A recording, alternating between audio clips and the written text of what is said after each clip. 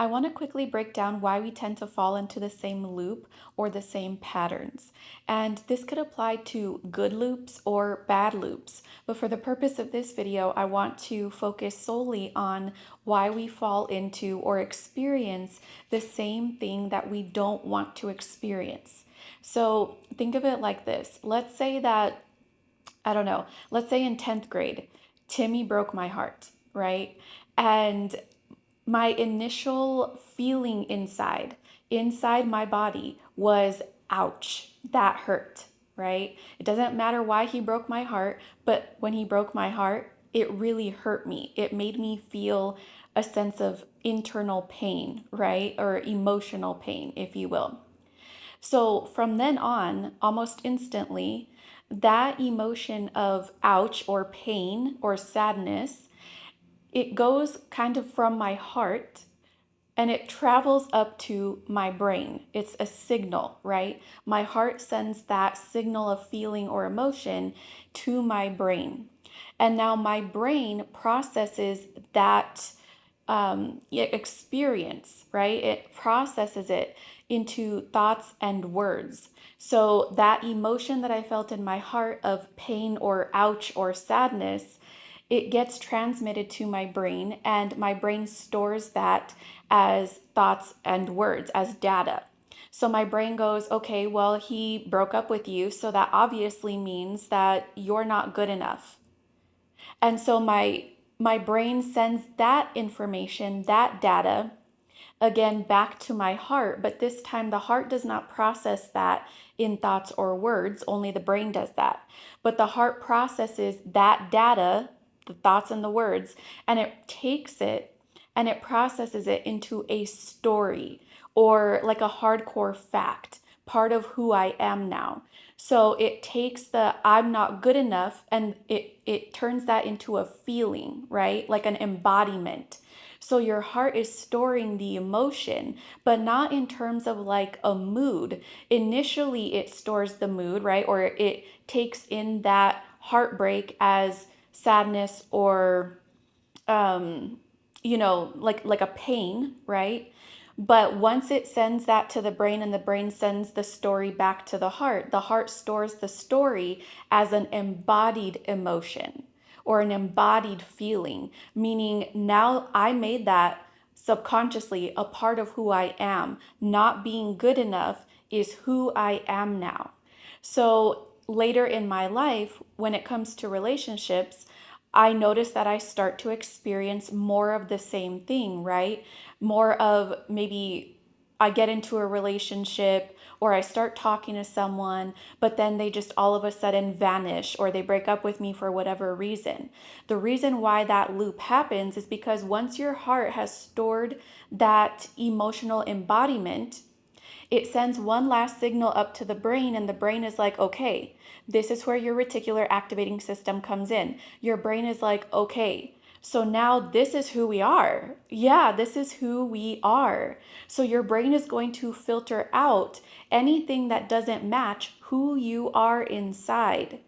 So it's only going to show you things that relate to what you know. And so if what I know is that I am not good enough for a relationship, then that's exactly what my brain is going to continue filtering for me. An example of this would be, let's say I'm in a room full of people.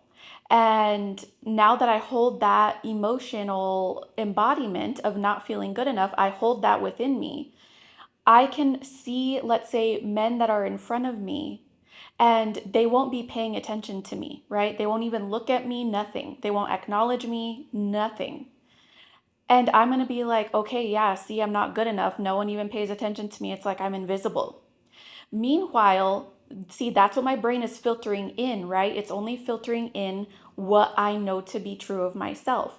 Meanwhile, there could be men on any corner of the room, but I'm not looking around the room. Why? Because I'm focused on what's right in front of me. My brain is telling me, just look right here.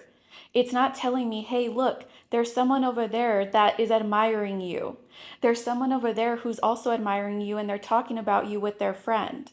My brain isn't going to recognize that. I'm not going to see that. My brain filters that out and away from me. So that way I can only experience, the experience of not being good enough, of not being chosen, of not being admired or looked at or anything. So that is why, and I'm using obviously like, relationships or love as an example, but this applies to literally everything in your life. If you feel like you never find yourself experiencing new opportunities, or you feel like you're constantly working towards your career or for your career, but you're not seeing any, substantial results, like the money stays stagnant, you never get a raise, you never get a promotion, maybe you started your own business and it's not taking off, you don't know what to do, you're doing all the right things, like you're putting a lot of emphasis and effort into what it is that you're doing, but nothing around you changes, right? You're in that same loop. So, what I just described with you with that example of Timmy breaking my heart, that's the same exact thing that happens in aspects of our lives when we feel like we're constantly experiencing the same thing that we don't want to experience. So, in order to change that, and this is kind of piggybacking off of my last posted video, when I said that you become nothing in order to become everything, when you become nothing, right? I'm not saying that you throw away your personality and things like that. I'm saying you completely let go of the beliefs and the stories that your heart stores. You let go of those things, right? You let go of them and you stop making them a part of who you are, because if it's not serving you, you need to let it go. And I know that it might seem difficult at first, or you're like, okay, well, how do I do that exactly? But I'm going to give you a metaphor, something that I like to do, and it seems completely simple, but it's because you don't have to do anything dramatic in order to let go of things that don't serve you. Whenever I feel like I'm just completely stuck, like an old belief creeps in, something that does not favor me, I like to just sit in silence and I'll close my eyes, right? And I might even put my hand on my heart. And I'll just, do some deep breathing, some relaxation, try to clear my mind. And then I almost picture myself sort of like, it's like if I'm unzipping myself from head to toe. And when I unzip myself, that is me becoming nothing. I am letting go of any beliefs, any stories that my heart has stored in the past that don't serve me. I'm letting it go, dropping it to the floor, right? And I am turning into nothing. Again, I'm not losing my personality or anything like that. I'm just simply letting go of what I don't want for myself anymore. And then what I do is I briefly imagine things that I do want for myself. Like, okay, since I'm using the relationship example, I see myself just, walking into a room and all eyes are on me in the best possible way. People are admiring me, they come up and talk to me, or whatever the case is. This is just an example. So you envision yourself, I don't want to say like your future self, make it present, right? Because everything is happening right now. When we take away linear time, it all happens now. So don't think of it as something that you're looking forward to. Think of it as something that you already are. So I could walk into a room and I'm noticing that people are admiring me, but it's not about what I'm noticing, okay? It's about who I am. Who am I as I'm walking into that room? What does my walk into the room look like, right? Am I walking with my head low so that way I'm not making eye contact with anyone? No, I'm walking with my head held high. Am I taking like little uncomfortable baby steps like I'm unsure where to go in the room? No, I'm walking with confidence, with precision. I know exactly where I'm going in that room. So therefore, that feeling, that embodiment is causing a response from the outside of you. It's not that you're visualizing to get to, visualizing someone saying something or admiring you in order for you to respond to that. That's not what I mean. I mean that you're embodying something within yourself, what you want, right? right? What you want to feel, who you want to be. And you are getting a response from the world, okay? So I play out that little visual scene in my head, nothing too long. And then it's almost as if I go back and I zip myself back up. But this time I'm that person who I just embodied, right? I'm putting on a new suit, kind of like an alter ego, right? But it's not for pretend, it's because that's who I really am now.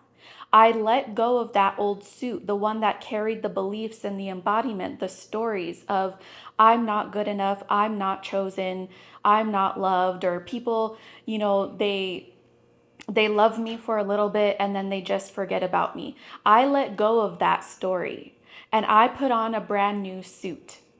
And now that is who I am. It's not who I'm trying to be, it's who I am now. So then I start experiencing different things, better things, things that I actually want that reflect or respond to who I am now.